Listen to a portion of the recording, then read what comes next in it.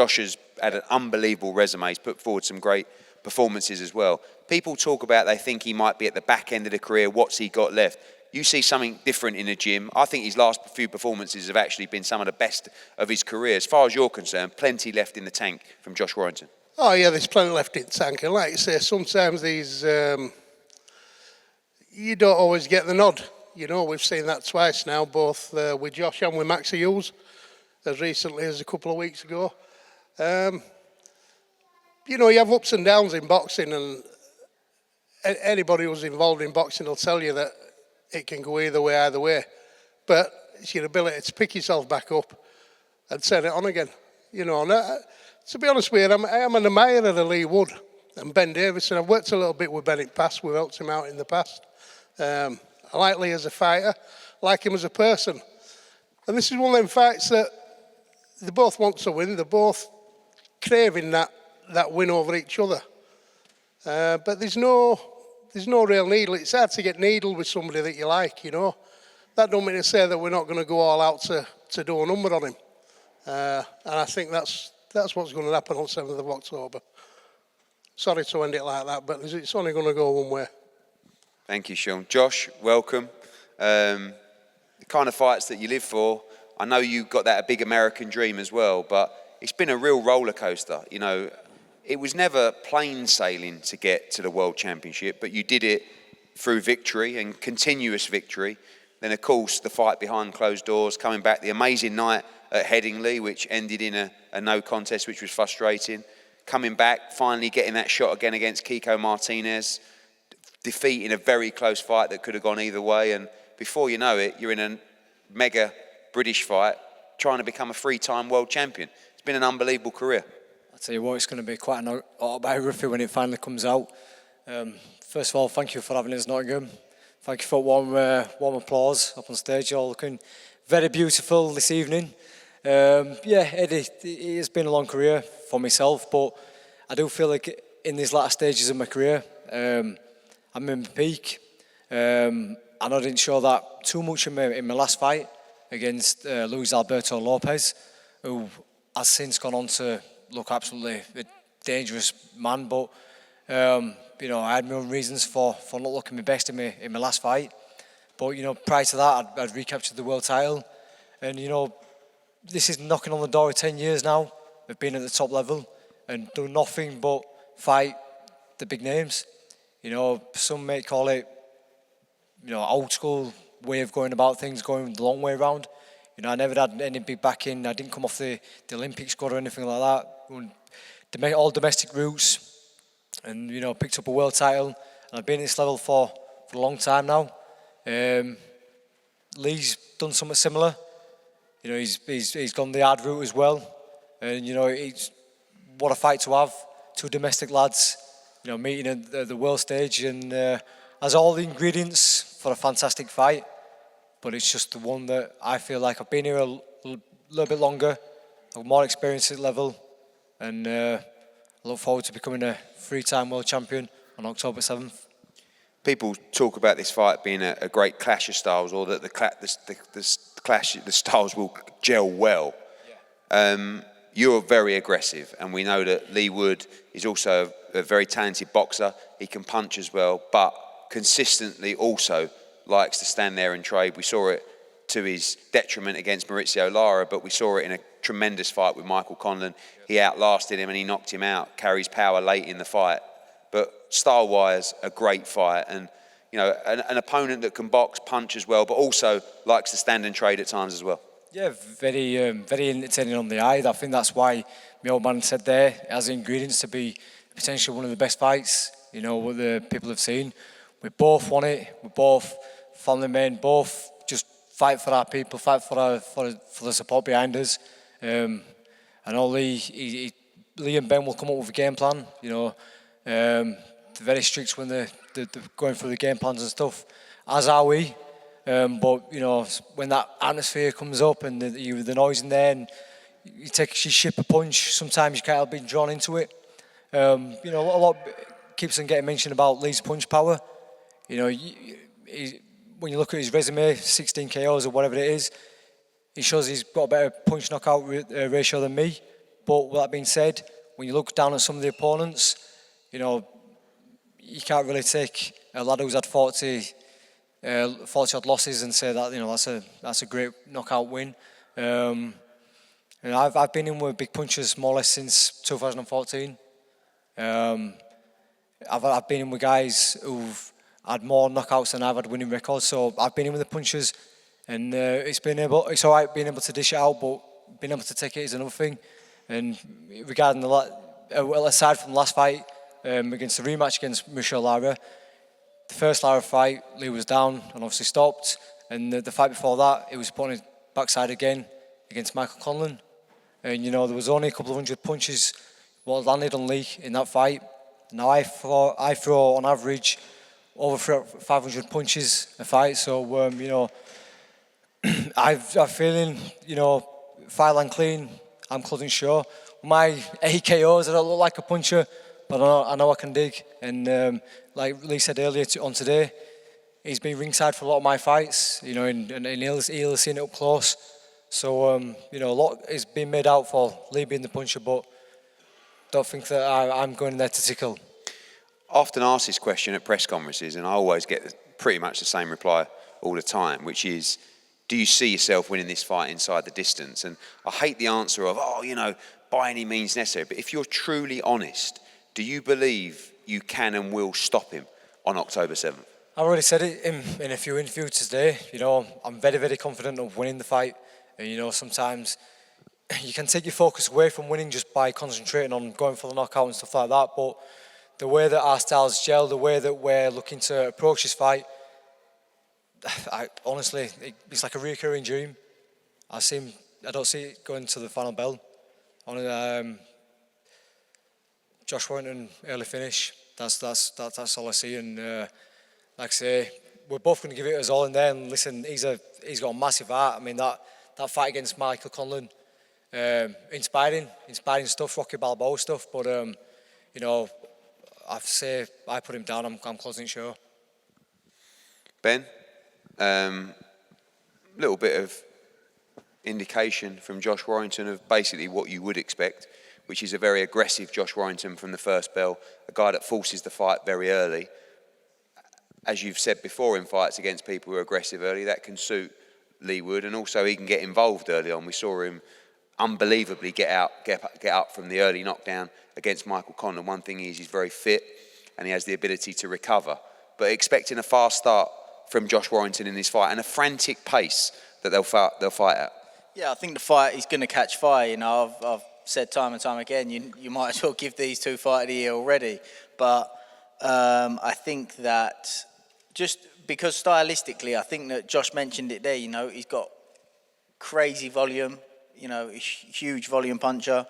But that comes with a risk, you know, when someone can punch, you know, to be in distance for that long as it takes to be throwing that amount of shots, you leave yourself at risk against someone that can do the damage that Leigh can do with a single shot. But I do think, but like you said, you know, Leigh can sometimes get carried away and get involved himself at the wrong time. So as Josh was saying, both teams have come up with game plans. I do think that just no matter what, you know, the fight is gonna gel. The fight is gonna take off. I think it's gonna be an absolute barnstormer. I think it's rare that you see, not rare, but I think often fighters can get overwhelmed by the crowd, the atmosphere, and the support of and the magnitude of a fight like this. But it's rare that you get two fighters that I think actually thrive off it.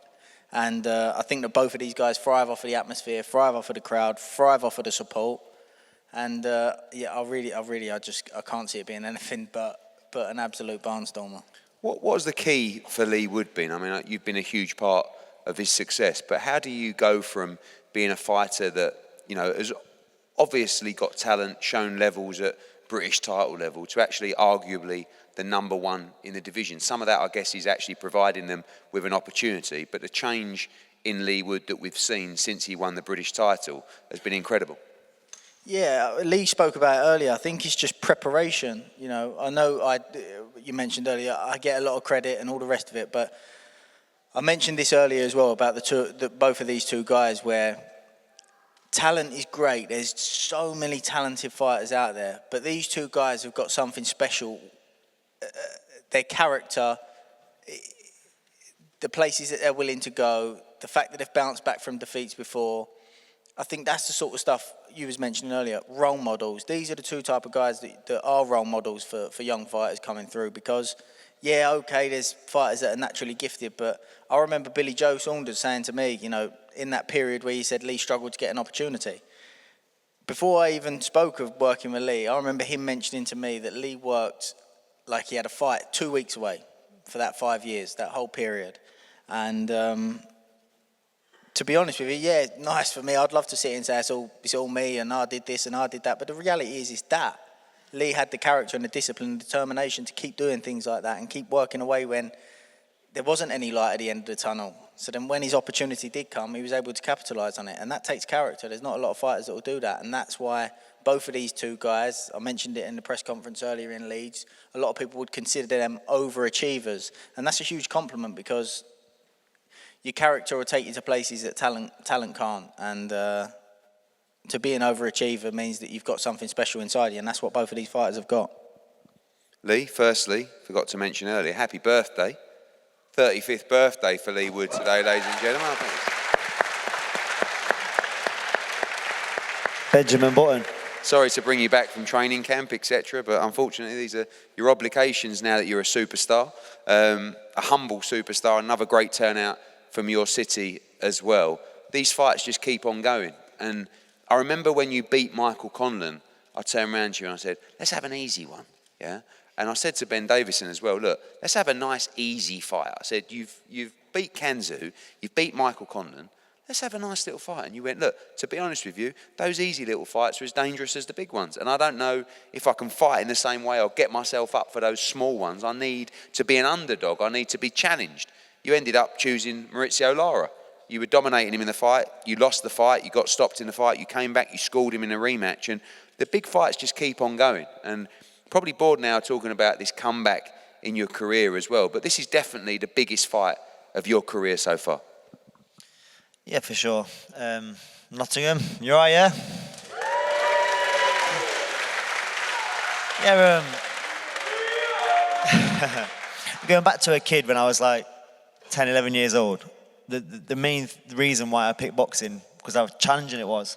It was so challenging, it was so hard, and them same reasons, even to this day, picking these fights, when I have the choice to pick a fight, that's why I do it, because it's challenging. I don't spend all this time away from my family and grafting my ass off day in, day out to pick an easy fight.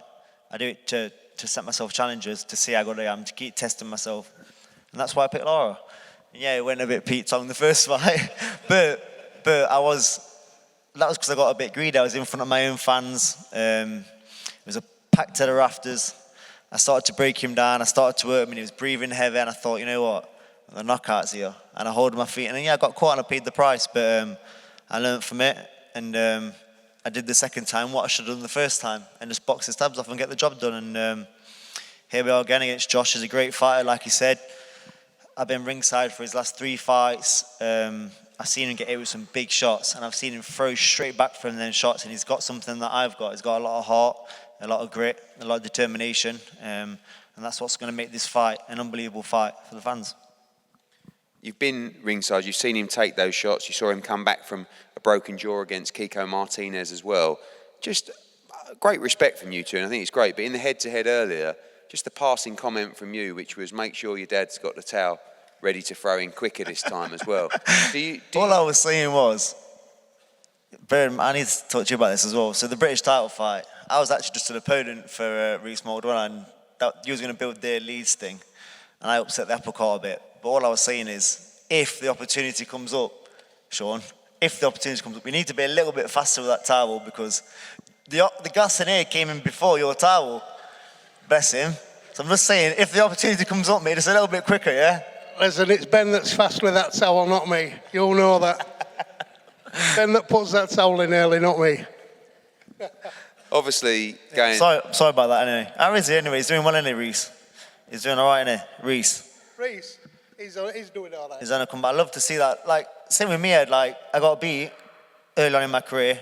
Devastating it was, but I've come back from that, and that's want to be a bit of a role model for these fighters that get beat early and then come back, turn their career around, because a loss in boxing don't have to be the end of the road. It used to be, like, a few years ago, kids get beat, they hang the gloves up, they're done, they're finished. If I can be a bit of a role model to them to lead the way and to come back and bounce up with defeat, then, that's a good thing. We talk a lot and we work a lot on boxing within the community and the importance of boxing and what it can do for young people's lives. Just a word on that from you. You and Josh, two great role models in that respect.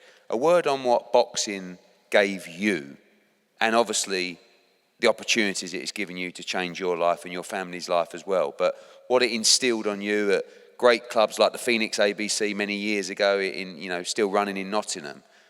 How passionate you are about this sport, and if there's parents watching, just to understand, because I think many feel like, I'll just send my kid into boxing. I don't think that's right for them, and just what the sport has given you. Yeah, so it's quite difficult for me to put into words what boxing does. I'm not very illiterate. I'm not a great talker, but boxing for me, especially at a young age, was everything. Literally, I used to get home from school, put my Barrera Morales DVD on, watch it over and over again.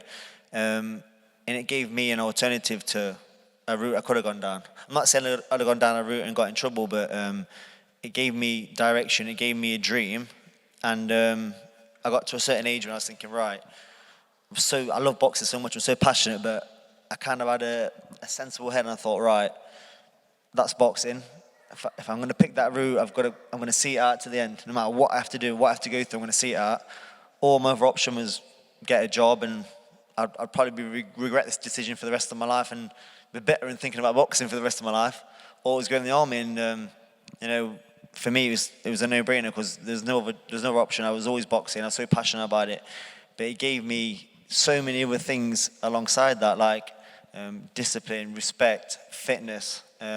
I've got more out of boxing than I can even put into words. It's gave me everything I've got even today, not just financially, but how I deal with things, confidence. The list goes on and on and on. So if there's anyone out there that's got kids or watching this and you're thinking about putting your kids into sport, boxing is probably one of the best things you can do. Take them to a gym, teach them about respect, talking to people with confidence. It takes a great deal for an individual to walk to a gym. I went on my own, but it takes, even if you take your kids to the gym, to even walk through the doors of a boxing gym, which is just, people think from outside looking in, it's about fighting, but it's so much more than that. And to actually walk into a gym and start going on your own to a boxing gym, they'll just get confidence from it and learn all of them other disciplines as well. Life's about sliding door moments, and for you it was a case of you're probably on the verge of retirement, having to pack in boxing. The opportunities aren't coming. You're going to have to go and get a job, ultimately. Or something happens, you make something happen, and life changes forever. When you beat Kanzu, it was behind closed doors. You were a challenger. You were an opponent. You just were an opponent. 6 weeks notice as well. 6 weeks notice. Made a few quid, nothing mega, but at the time it was a lot of money. But we picked you because you were a British fighter. We thought you deserved the opportunity. And Kanzu was, arguably the number one featherweight in the world at that moment. From there, all of a sudden, you're in a massive money fight, really, against Michael Conlan. And then you win that fight. Then you go again against Maurizio Lara. Then now you're an opponent, or the B side, effectively, against Lara. You go again. He misses weight. You cop a few extra quid as well. And now you go in with Josh Warrington again in another big payday. I don't want to talk about the financials, but the sliding door moment there where life could have looked very, very different from you. Having achieved what you've achieved now, but being in those places, you've got kind of this mentality of, I don't care what I've got now, I need to keep going. And it seems like it's just, you're doubling down on every opportunity. You have no fear of progression. You have no fear of defeat. You have no fear of it all ending because you knew what life looked like before. And I think that makes you very dangerous. Yeah, for sure. And, up until that last fight, that rehydration clause we put in that fight was more than I ever got paid for a fight, for the world title fight, or before that, which is quite surreal. And while we're on that subject, I just want to thank some of our sponsors as well, because there was that time when I wasn't fighting, I wasn't doing anything, and they was paying me, and they was keeping me afloat, really, just helping my, like, paying my phone bill, my travelling, helping me train full time, basically. One was Mark Flint and Richard Monk over there. Yeah, thank you to you guys, because you believed in me before anyone even knew who I was, and that helped me get to where I am today. But yeah, financially, you know, I never looked at boxing and thought, right, I want to do this to get rich. And some kids think, right, I want to box, I want to do this, I want to get rich, I want to get famous, but I never really thought of it, I want to get loads of money. I looked at boxing and I wanted to achieve. I wanted to be the best at this, best at that, best at this division, win this belt. So when the money came, it wasn't like, oh, I want to go out and spend it and enjoy it. It's more about be sensible, sort my kids out, sort my family out, secure myself. I've still got loads to achieve. I want to achieve my maximum. And people think, well, you've been world champion, but it's like, but I've done that, and that's not my maximum. I've got more. And time's ticking. I've probably got a few more fights left. As I keep saying, a few more fights, but it's fight by fight. There's no way I'd hang my gloves up until I've achieved that City Ground fight. That's why I made you put it in the contract for after this fight. But look, after that, you know, it's fight by fight. I've got to win this fight first, so I'm not looking past Josh. Like I said, I've been at ringside the last 3 fights. It's a great fight. It was very tough, but I'm just prepared to do whatever it takes. That's just not just on fight night. That's in my life. That's the discipline. That's the sacrifices, which I've been doing for the last 10 to 15, 20 years. Same again.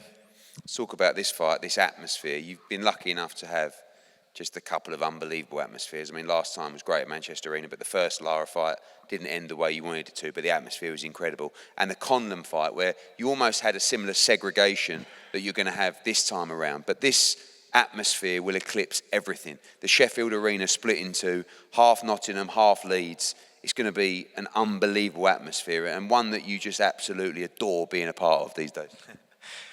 Yeah, and also, like, when it's a full arena for just yourself, you know, you get a chance to go off here and there, but on the whole, they kind of die down a little bit. But when the fans are battling between the two sides, it's going to be special. It's going to be constant chants back and forth. The entrances are going to be special. I can't wait. The fight itself, stylistically, a great fight. You love to fight, and often in our behind-the-scenes footage, you hear Ben screaming at you in the corner or screaming at you during the round. But can we expect anything but an explosive fight? Josh Warrington's going to come out a million miles an hour. We know that. And a little sparkle in his eye believes that he can take you out in this fight. I guess people look at the Conlon, you know, dropping you, and Maurizio Lara dropping you, 2 sharp punches, particularly Maurizio Lara. But even with a record of no, you know, depth in terms of knockouts, although everyone knows Josh Warrington can punch, and Carl Frampton talked about that as well, he believes he can end this fight inside the distance. I know Josh can dig. I've been within arm's reach of him against the Kiko fight. I've seen him hurt Kiko, but he can't run at me recklessly like that. He can't, because he'll get hurt. You know, it would be like a car crash. So he needs to think about what he's going to do. But look, I'm there, ready. I can punch. I can fight. I can pick myself off the floor. There's not a lot I can't do it, to be honest. I've been there and done it. Every fight, and get more experience, more confidence, and continue to get better over my last 3 or 4 fights. Same again, coming off my career biggest win. And the thing this time that I've not had ever in my career is activity. You know, this is my 3rd fight in so many hundreds of days. But I hope Josh is at his best. I think he's at his best. I don't think he's on the slide. I'm at my best. I say it every time, no qualms either side. It's going to be a great fight. And finally, same question that I asked to him, which was, I know it's win by any means necessary, but with Josh's style, his aggressive nature, you know, the way he always comes to fight, you see Leigh Wood winning this fight inside the distance? Yeah, it's highly likely. I think, I'm not sure how many title fights I've had, but it's over 7 or 8. I've had 1 title fight go the distance, and that was my last one. Just to make sure I won, I boxed to instruction, I boxed extremely carefully, and I wanted to get the knockout, I wanted to go for it, but you know, there's too much on the line. So out of all them fights, I've been the distance once, so statistically, you've got to say the knockout will come. Well, Thank you to Leigh Wood and Josh Warrington. A different kind of chat tonight. I hope you've enjoyed it. Two tremendous fighters, two great ambassadors for British boxing will put everything on the line in a tremendous fight. October 7th, Sheffield Arena, live and exclusive on DAZN around the world. Nottingham's Leigh Wood will defend his WBA featherweight championship against fellow two-time world champion Josh Warrington. It's going to be a tremendous fight. As I said, Fight Pass tickets go on sale this Thursday, general sale on Friday. It's going to be a packed arena, an unbelievable atmosphere, and we can't wait for a great night for British boxing. Thank you so much for coming tonight. We're going to have a head-to-head up here, and we'll see you very soon. Thank you.